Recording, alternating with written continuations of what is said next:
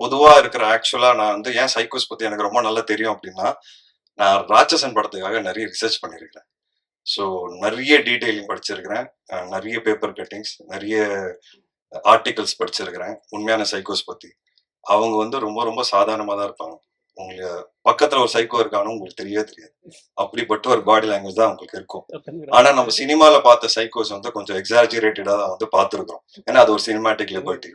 இந்த படத்துல sir play பண்ண விதம் உண்மையாவே சொல்றேன். நான் என்னென்ன படிச்சேனோ சைக்கோஸ் பத்தி, அந்த பாடி லாங்குவேஜ் தான் ப்ளே பண்ணியிருக்கிறாரு. அண்ட் என்ன ஒண்ணு சைக்கோஸோட ரொம்ப வித்தியாசமான விஷயம் என்னன்னா, வித்தியாசம் இல்ல, அது அவங்கள பொறுத்தவரைக்கும் அவங்க பண்றது நியாயம். அது வந்து அவங்களுக்கு மட்டும் தான் அது தெரியும்.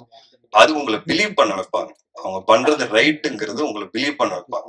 அதுதான் சைக்கோஸோட முக்கியமான ஒரு சைக்காலஜிக்கலா இருக்கிற விஷயம். அதுதான் நாங்க இந்த படத்துல ட்ரை பண்ணியிருக்கோம். அண்ட் அந்த விதத்துல I think as an actor, as a producer அந்த கதை கேட்கும்போது இந்த கேரக்டர் இப்படி வரணும்னு நினைச்சனோ, அது வந்து செல்வா சார் வந்து 2000% கொடுத்திருக்கிறாரு. So I'm very very happy Selva sir. Thank you so much.